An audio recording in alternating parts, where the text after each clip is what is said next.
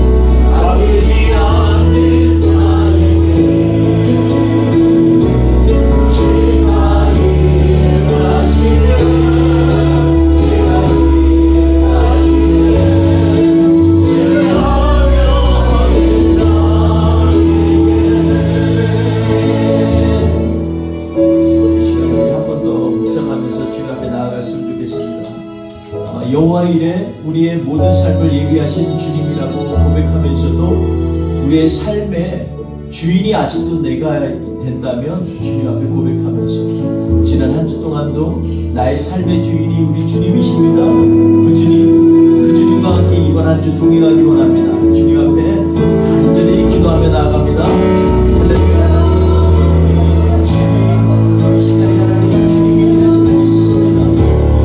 하나님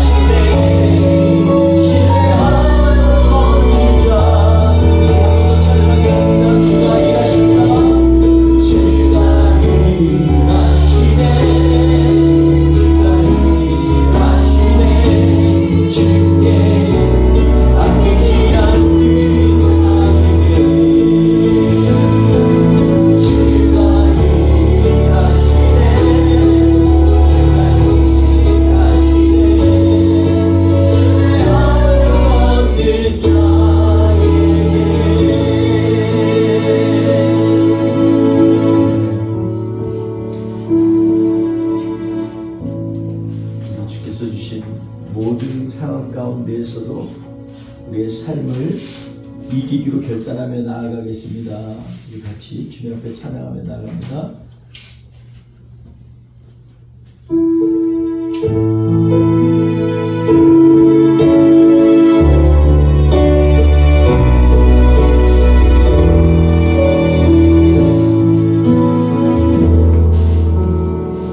주께서 주신 모든 시간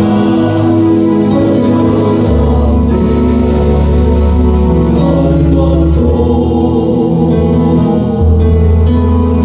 주의 뜻 알기 어려워도 이것을 알기 원해.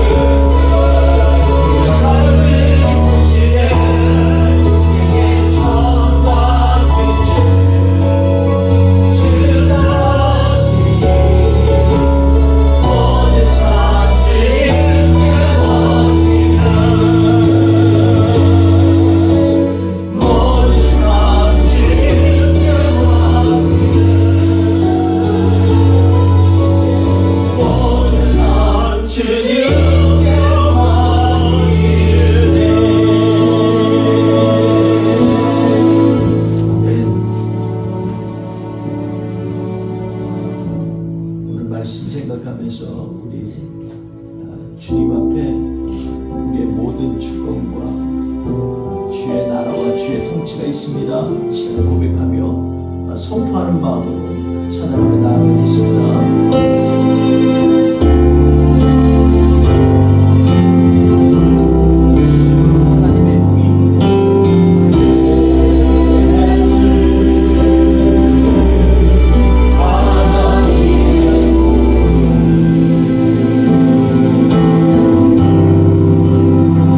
주의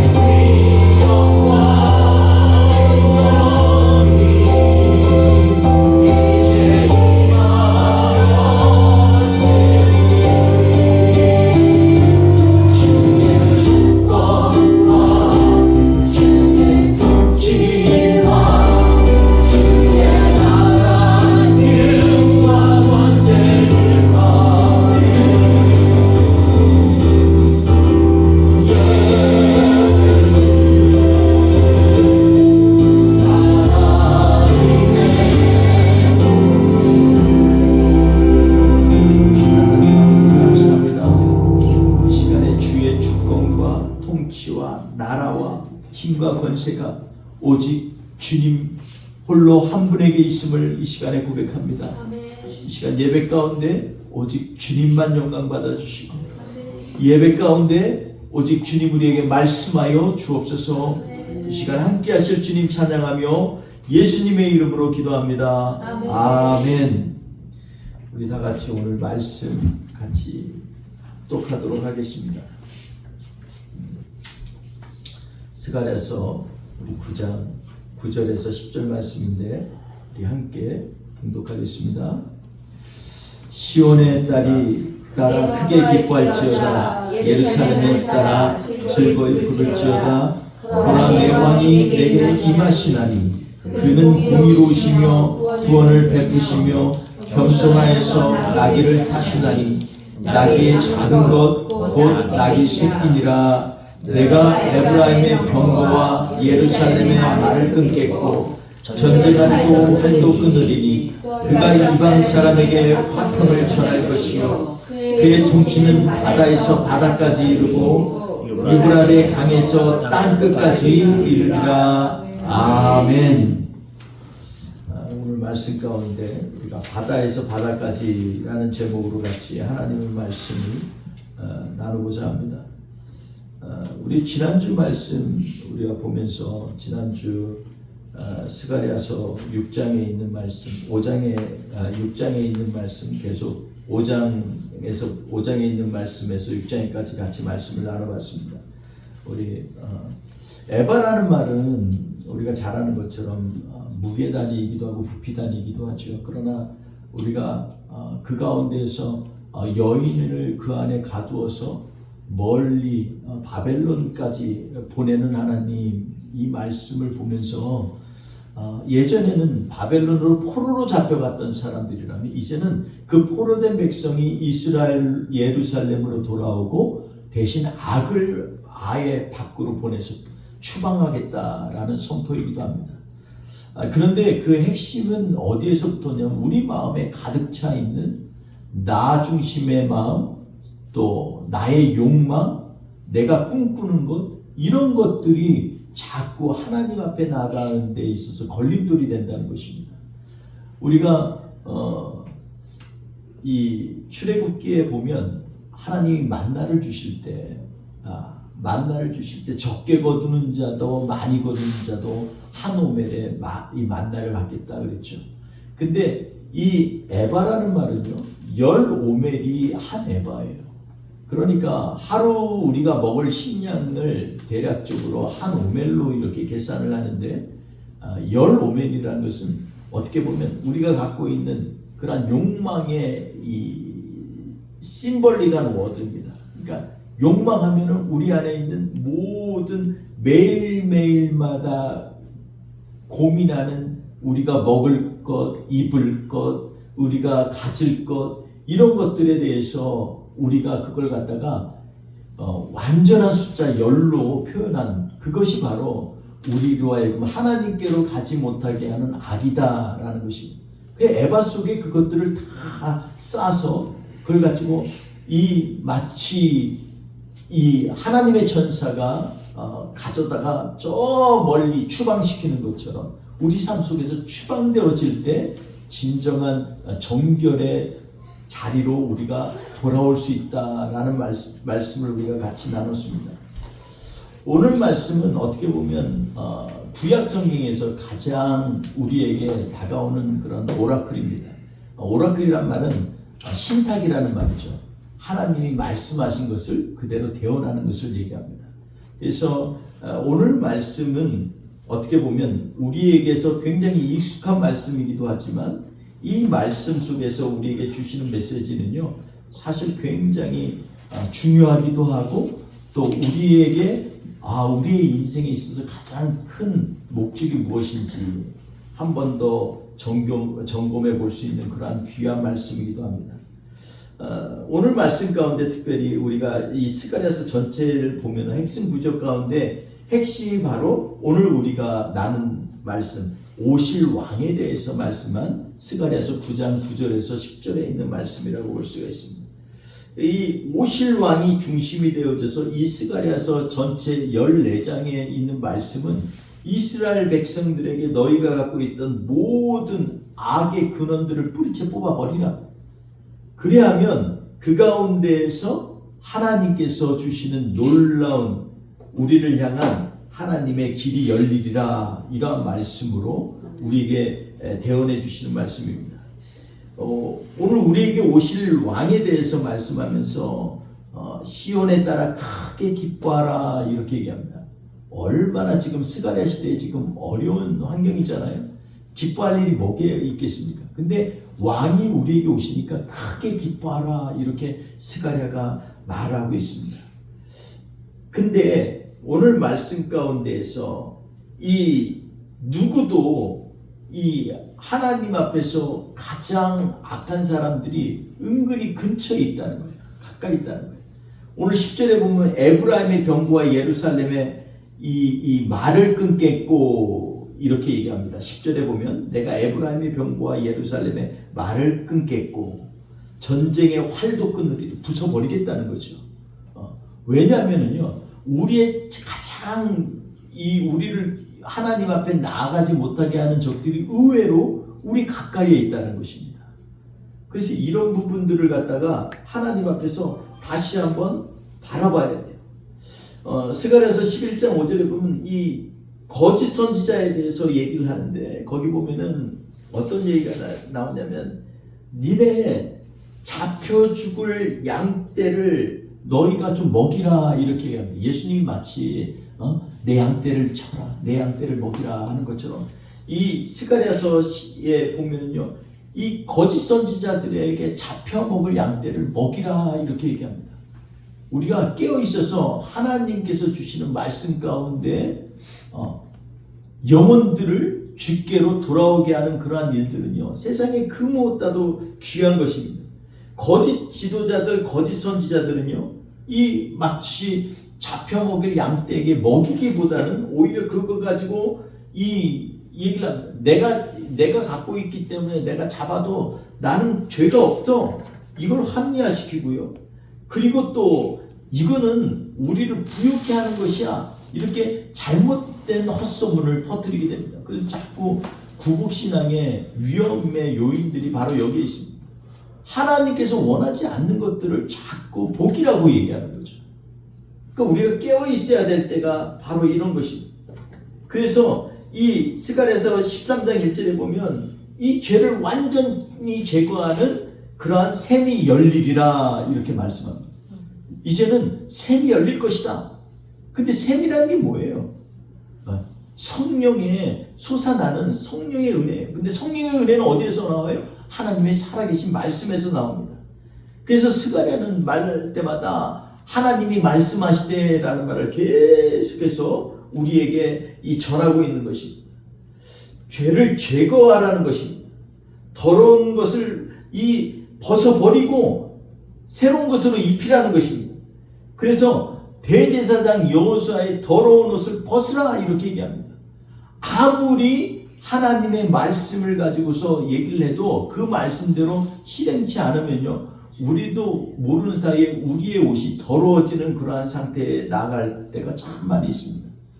교회에서 우리가 사랑을 죽도록 외치면서 정말 사랑하고 또 예수님처럼 발을 닦고 섬겨야 된다고 얘기하면서도 우리 안에 섬김의 연습이 정말 부족할 때가 많아요.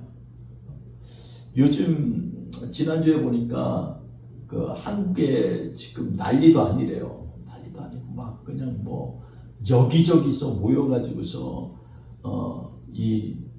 선거 잘못됐다는 걸 얘기하는데 거기 보니까 제가 직접 보진 않았지만 동영상 이런 거 나오는 거 보면 청년들이 그렇게 많아요. 그래서 제가 아니 교회 갈 청년들이 왜 다 저기 있지? 이럴 정도로. 근데 그 사람들 입장에서는요, 아니 잘못된 불의에 대해서 교회는 가만히 잠잠히 있고 세상은 자꾸 시국선하면서. 근데 옛날에는 그 앞에 교회가 앞에서 앞장서서 비록 구속되고 막 핍박을 받고 온갖 죄를 받을지라도 하나님의 말씀에 비추어서 옳은 일이면 옳다고 얘기를 하는데 요즘에 그렇지 못하는 교회들을 향해서 나무라는 사람들도 꽤 많이 있습니다. 우리가 옳은 것을 옳다 하지 못하고 정말 해야 될 것을 하지 못하는 그러한 상황들을 보면서 이게 어디서부터 왔지? 옛날에는요 교회가 가벼웠어요. 왜냐하면 교회가 가벼우니까 즉각적으로 움직일 수가 있어요. 요즘에는 교회 안에 제도도 너무나 많고 건물도 엄청 크고 그러다 보니까 쥐꼭지가 땡기는 게 너무 많아요. 이거 잘못해서 이거 지금 잡고 있는 힘에 의해서 교회가 이제 교회 종교법도 나온다고 그랬잖아요.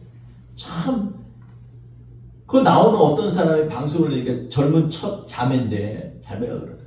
저는 여도 아니고 야도 아니고 우파도 아니고 좌파도 아니고 잘못된 걸 잘못됐다고 얘기하러 나왔다라고 얘기하는데 참 마음에 찔림이 있었어요.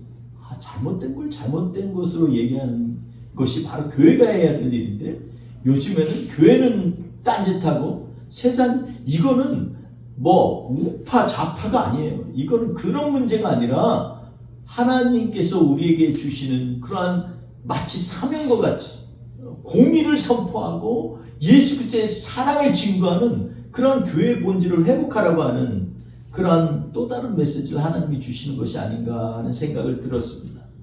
우리 교회 안에도 여러 가지 의견이 있지만 그게 중요한 게 아니에요. 우리는 정말 하나님 말씀대로 살고 있는가? 이게 중요한 것이죠. 이 말씀 붙들면서 다시 한번 좀 우리가 나아갔으면 좋겠습니다. 오늘 말씀 간략하게 두 가지만 좀 살펴보겠습니다. 9절을 같이 한번 읽어보겠습니다. 다시 한번 9절 시온에 따라 크게 기뻐할지어다 예루살렘에 따라 즐거이 부를지어다 보라 내 왕이 내게 임하시나니 그는 공의로우시며 구원을 베푸시며 겸손하여서 나귀를 타시나니 나귀의 작은 것 곧 나귀 새끼니라. 아멘. 여기 보니까 네 가지 이 메시아에 갖고 있는 특징들에 대해서 말씀을 나누고 있습니다. 첫 번째로 어떻다고요? 그는 공의로우시며 여기 보니까 공의롭다 이렇게 이걸 강조했어요. 첫 번째라는 거죠. 하나님의 공의가 온전히 쓰지 않으면 우리의 삶 가운데 우리에게 주신 하나님의 말씀도요 왜곡되어질 수가 있어요. 하나님의 공의가 온전히 써야 됩니다. 근데 하나님의 공의는 내가 판단하는 옳고 그름이 아니에요. 하나님의 공의는 하나님께서 이 세상을 향하여서 하나님의 목적을 이루시기 위해서 하나님이 예비하신 모든 그 과정을 하나님은 공의로 보시는 거예요. 그러니까 이걸 가지고 우리는 자꾸 잘못 생각해서 공의롭다. 그러니까 의로워야겠네? 이렇게 얘기하지만 실제로 의는요 하나님으로부터 나오는 것입니다. 저는 한자의 의로울 의자를 보면 거기에 우리가 잘 아는 것처럼 내 위에 어린 양이 있는 게 의로울 의자잖아요. 자기 위에 양이 어린 양이 있는 게 이게 의로울 의자예요. 우리 인생에 있어서도 내 안에 어떠한 내가 갖고 있는 자아로 판단하는 것이 아니라 내 위에 예수 그리스도를 품고 내 안에 예수 그리스도의 영 성령님이 임재하실 때 우리는 의로운 존재로 하나님께서 거듭나게 하시는 겁니다. 아멘. 그러니 의로운 자리에 서야 됩니다. 이 메시아의 첫 번째 그의 정말 특징은 뭐냐면 바로 그래서 공의로우신 거예요. 하나님이 우리를 사랑하실 때 우리가 무지하게 수만 가지 질문을 할 수가 있어요. 하나님 사랑하시면서 왜 이렇게 고통을 주세요? 하나님이 침묵하시는 게 아니라 안타까워하시는 거예요. 야 그거 내가 말로 표현해도 너 아직 이해를 못해. 근데 조금만 지나봐. 그러면 그 말이 무슨 말인지 이해할 수가 있어. 하나님 저는 왜 매일마다 몇 끼를 딴 사람들은 몇 끼니 걱정 안 하는데 왜 우리는 그럴까요? 요즘 영국에요 그렇게 굶어 죽는 굶주림에 허덕이는 사람들이 그렇게 많대요. 대략 300만에서 400만 명이요. 먹을 거 오늘 저녁에 뭘 먹지 이걸 근심한대. 여러분 영국이 어떻게 그렇게 됐을까요? 해가 지지 않는 나라 아닙니까? 근데 지금은요 이 떡이 없어서 굶주리는 나라가 되어가고 있는 것을 보면서 정말 안타깝습니다. 우리가 하나님 앞에서 우리의 의가 아니라 우리의 인도자이고 우리의 주님이신 예수님을 우리가 모시고 사는 그러한 인생이 된다면 우리의 삶 가운데 공의가 바로 잡히면 다른 것들은 따라오게 돼 있어요.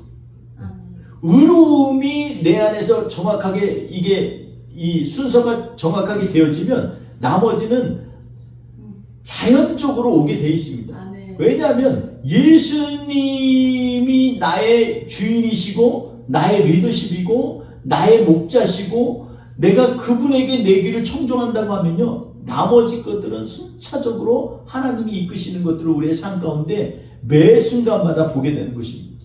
그러니 우리가 공의로울 이유는 바로 예수님을 모시고 사는 거예요. 오늘 메시아에 대해서 스가랴가 이 신탁한 이 말씀 가운데 첫 번째가 말하면 그는 공의로우시며 이렇게 얘기합니다. 그는 공의로우신 거예요.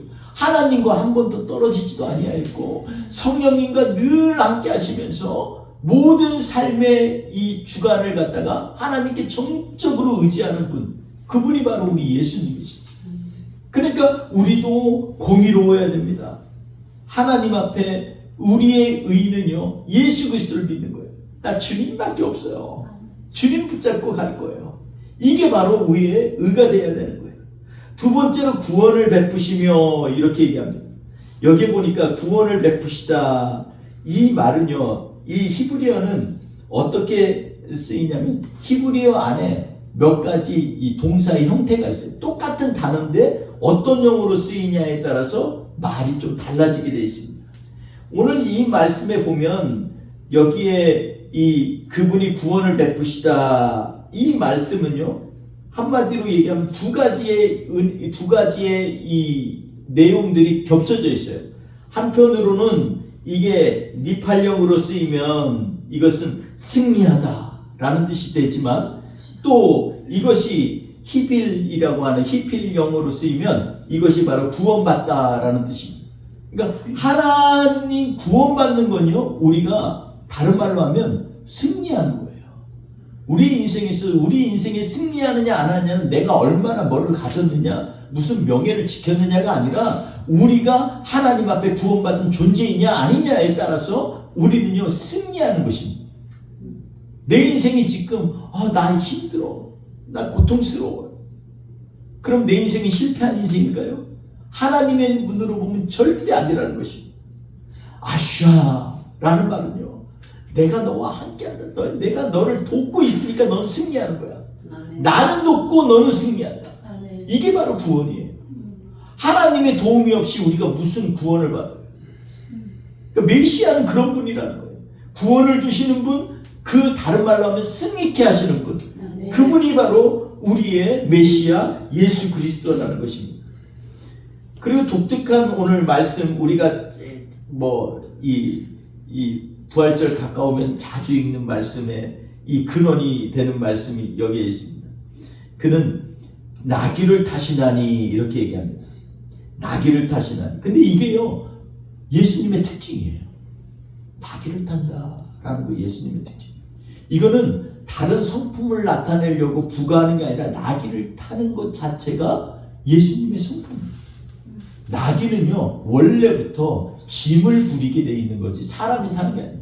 사람이 타면요, 우스꽝스러워요. 나귀는 왜냐면 폼이 없어요. 나귀는 그리고 지 멋대로 해요. 내가 좀 사람들 앞에서 보이려고 이쪽으로 이렇게 쫙 하려고 하면 나귀는 자기가 원하는 고집대로 가는 거예요. 그래서 자꾸 고집세다 그러는데 나이가 고집센 게 아니라 나귀 자체가 원래 그래요. 그렇기 때문에 앞에서 이 고삐를 쥐고 끌고 가야 돼. 그래야 짐을, 무거운 짐을 들고 가는 거예요. 근데 이 나귀를 타고 가시는 예수, 이걸 갖다가 오늘 말씀 가운데서 메시아의 특징적인 것으로 나타내고 있습니다. 여러분, 이 말씀은요, 나귀를 타다라는 말씀은요, 이 말씀은 성경에 보면은 참 이 첫 번째 야곱의 오라클이 나와요. 야곱의 이 하나님 말씀을 대언하는 마지막 때에 나오는데 그게 창세기 49장 10절에서 11절 말씀에 나옵니다. 유다에 대해서 얘기하면서 너에게 왕의 홀이 영원히 떠나지 아니할 것이다. 이렇게 얘기하는데 그 다음 것을 우리가 주목하지 못하고 있을 때가 참 많이 있어요. 보면 제가 한번 읽어드리겠습니다. 보면 49장에 보면 뭐라고 말씀하고 있냐면요.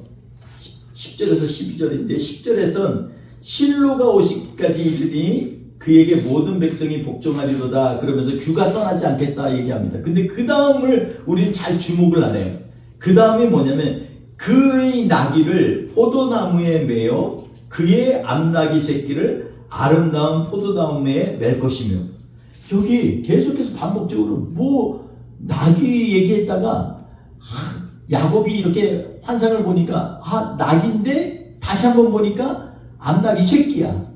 새끼를 맺어. 나귀로만 처음 했다가 반복적으로 이거 새끼야 이러면서 얘기를 하는 거예요. 근데 이게요 마태복음 21장에 또 보면은 뭐라 그러냐면 그가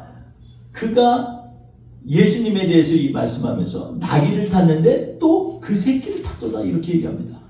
마태복음 21장 5절에도 반복해서 두 번이나 강조하고 있어요. 왜? 나귀 새끼가 그렇게 중요할까요? 요한복음에도 보면 너희 왕이 나귀 새끼를 타고 오신다 이렇게 요한복음 12장 15절에도 말씀하고 있습니다. 이게요 예수님의 특징을 나타내기 때문에 그래요. 왜냐하면은 이 나귀를 타는 것은요 우리의 구원과 직접적으로 연관이 있어요. 창세기서에 우리 잘 아는 말씀 가운데 창세기 22장에 보면은 이 아브라함이 하나님 말씀에 따라서 모리아산으로 이 이삭을 데리고 가죠. 가는데 거기 데리고 가는 요소들이 있어요. 하나는 이삭을 데리고 가면서 장작을 갖다가 나귀에 싣고요. 두 종이 같이 가고 있어요.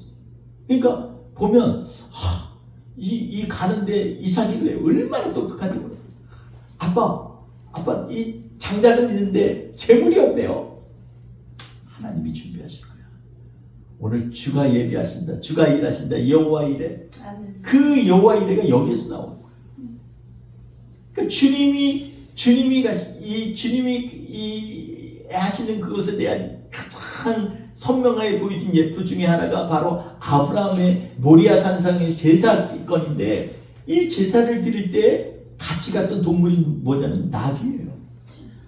나귀예요. 그러니까 나귀는요 그냥 뭐 미련하고 고집세고 이런 뭐 동물 중에 하나로 이렇게 얘기하고 있지만 성경에서는 계속 나귀를 예수님의 성품하고 연결을 시키고 있어요. 뭐냐 무거운 짐을 지고. 그래서 마태복음 11장에 보면 예수님이 수고하고 무거운 모든 짐진 자들아 다 내게로 오라. 나는 온유하고 겸손하니 내 짐은 가볍고 내 멍에는 쉽다. 그 얘기 뭐예요? 지금 예수님 스스로도 자기를 자꾸 나귀처럼 얘기를 하는 거예요. 지금 나귀라는 말이 안 나왔을 뿐이지 모든 짐 다 내게로 짊어지라. 나처럼 해. 나를 따라. 그러면 짐이 가벼워질 거야. 지금 이 얘기하시는 거예요. 우리가 그냥 이걸 갖다 피상적으로 들을 게 아니라 이건 진짜로 우리에게 주시는 참된 복음이에요. 왜냐하면 이 일 후에 이 수고하고 무거운 짐을 지고 간 예수 그리스도가 마지막으로 모든 짐을 내려놓고 우리로 하여금 하나님께로 직접 나아갈 수 있는 길을 여신 것이 바로 십자가 사건입니다. 아멘. 그러니까 나귀는요 어떻게 보면 겉만 나귀지 짐지는 거지 실제로는 여기에 복음의 핵심이 깊이 들어가 있는 거예요. 그러니까 메시아는 나귀 같은 거예요. 우리를 위하여서 무거운 짐을 다 지고 내가 짊어질 수 없는 짐인데 예수님이 짊어져 주시는 거예요. 아멘. 그러니 메시아는 나귀다. 이 얘기를 하면요 얼마나 한편으로는 속으스러워요. 우리 예수님이 겨우 나귀밖에 안 돼. 근데 이걸 누가 얘기했어요? 매번 성령께서 지금 신탁하는 이 선지자를 통해서 얘기하고 아브라함을 통해서 보여주시고 결국은 예수님께서도 마지막 때 낙새끼들 타고 예루살렘에 입성하고 그리고 마지막 십자가 앞에서 무거운 짐을 짊어지는 것 스스로 감당하시는 것들을 보여주잖아요. 그러니 이 나귀는 십자가의 사건을 직접적으로 연결하는 것입니다. 메시아는 이런 분이라는 것입니다. 그리고 또 하나는 중간에 껴있는 그는 겸손하여 이렇게 근데 사실 이 겸손하다는 말은요, 원래 히브리어로 보니까 젠틀이라는 말과 더 가까워요. 온유하다는 거죠. 부드럽다는 것입니다. 예수님이 이 험난한 길을 가는데도 불구하고 이상하게 부드러워요. 예수님은 성내는 거 몇 번 없어요. 성경에 뭐 3년 동안 성낸 거는요, 하나님의 저를 더럽힐 때만 자기도 모르게 이 안에서 성령의 분이 일어난 거예요. 그거 외에는요, 진짜 안타까워하고 아파하고 그리고 꾹꾹 참으면서 십자가 길을 온전한 순종으로 가신 분이 바로 우리 예수님이십니다. 그러니 오늘 말씀 가운데 스가랴가 이 말씀한 이 메시아에 대한 이 말씀은요, 정말 우리에게 중요한 것이에요. 근데 이게 어디에서 어디까지 이루어야 돼요? 우리는요, 한순간만 이루면 안 돼요. 일주일이 있다면 일주일 모든 매일 월화수목금토일 모든 날들이 예수 그리스도의 은혜 가운데서 가득 차고 넘치는 게 우리의 목적이 돼야 돼요. 그러려면 어떻게 해야 돼요? 나의 생각의 규모를 넓혀야 돼요. 주일 예배니까. 주일 예배가 특별하다는 말은 거꾸로 얘기하면 뭐예요? 다른 주일 예배 빼놓고 나머지 시간은 특별하다, unspecial하다 이 얘기 아니에요. Nothing special이야. 근데 우리 주님은요, 우리의 삶을 설계하실 때 매 순간순간마다 스페셜하게 만드십니다. 그러니 그 스페셜하게 만들려고 하면요, 우리의 생각의 틀을 바꿔야 돼요. 여태껏 갖고 있던 나의 욕심, 나의 자아, 내가 갖고 있는 나의 합리성 이런 것들 다 그냥 내 안에 있는 것에서 다 쏟아내어 버리고, 그리고 그 가운데 오직 우리 주님께서 우리의 인생 가운데 일하시는 것들을 우리가 고백하면서 우리의 심령의 애박 가운데 하나님의 은혜로 채워야 돼.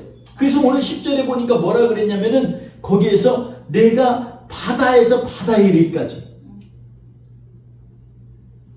그리고 유브라데 강에서 땅끝까지, 이 얘기를 다 얘기하면 동서남북을 얘기하는 거예요. 그럼 바다에서 바다까지 나의 한계를 갖다 짓지 말고, 바다는 돌면 또 바다잖아요. 모든 삶 가운데 일주일을, 하나님 내가 일주일을 정말 기대해요. 내가 오늘 예배로 끝나는 게 아니라 이 예배가 시작이 돼서 예배의 완성을 다음 주 예배 드리기 전까지로 제 예배가 완성되어지게 하여 주세요. 아멘.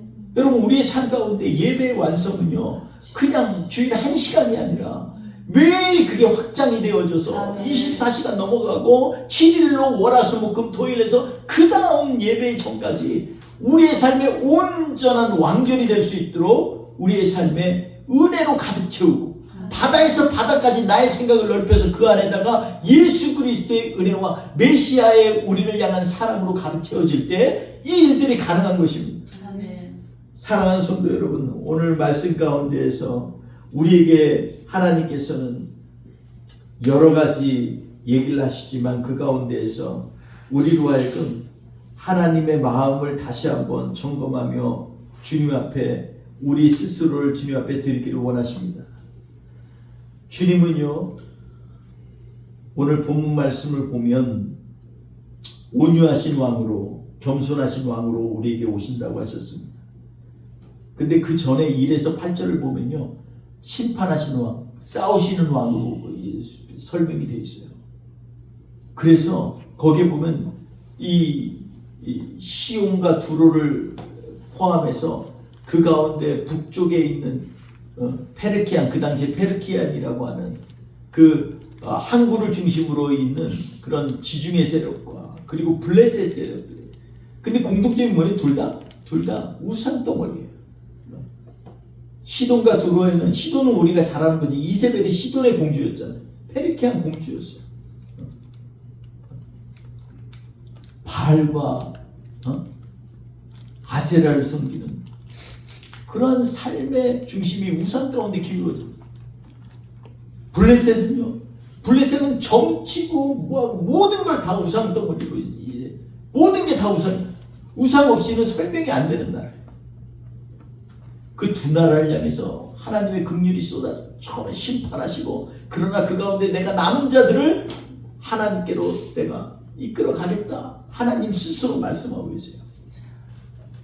사랑하는 성도 여러분, 우리도 지경을 넓혀야 돼. 쟤네는 악하니까 쟤는 예수 안 믿는 사람이니까가 아니라 누구든 하나님이 택하시면 그 사람은 바로 하나님의 자녀다. 그러니 내 한계를 벗어나서 하나님 앞에 나의 시선을 갖다가 하나님께 고정한다는 것은 세상을 향해서 갖고 있는 기득권과 미리 갖고 있는 그런 개념들을 갖다가 다 무너뜨린다는 거예요. 내가 보면 저 사람은 안 돼. 쟤는 예수 못 믿어. 이게 아니라 모든 걸 내려놓고 하나님이 일하시는 것에 대해서 나의 한계를 넘어서서 역사하신 하나님을 모셔드릴 때 그때 진정한 우리가 은혜의 바다에서 바다로 연이어서 계속해서 하나님의 은혜의 자리에 설 수 있을 줄 믿습니다. 아멘. 사랑하는 성도 여러분, 오늘 말씀 생각하면서 우리는 과연 우리의 은혜를 짧게 그리고 아주 축소시켜서 지내고 있는 것은 아닌지 점검해 보면서 오늘 하나님 앞에 기도하며 좀 나아갔으면 좋겠습니다. 우리 같이 이 시간 오늘 말씀 생각하면서 하나님의 자녀로 쓴다는 거 정말 쉽지 않습니다. 그러나 이 시간에 주의 주권과 통치와 주의 나라와 주의 힘과 그리고 주의 모든 것들이 하나님으로부터 왔음을 이 시간에 고백하기 원합니다. 내 안에서 함께 지어진 모든 것들을 주님 앞에 내려놓고 회개하며 하나님의 나라를 다시 볼 수 있는 눈을 허락하여 주옵소서. 우리 같이 통성으로 주님 앞에 기도합니다. 할렐루야. 하나님 아버지 감사합니다.